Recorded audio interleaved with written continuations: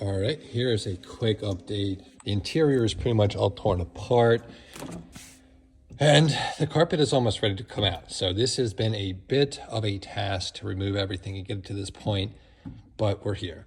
But I just set my hand down right where the amp is, and I just kind of want to show you and document how wet this is.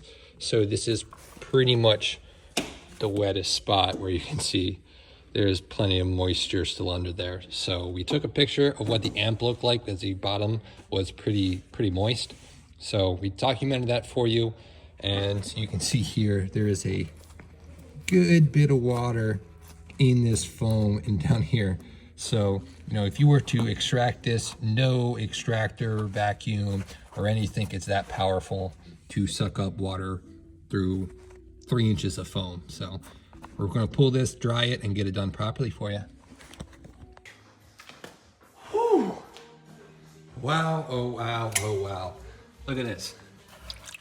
Standing water everywhere, even up front. We're gonna have to pull all these foam pads. You can see here, still dripping out water. Oh, these are soaking wet.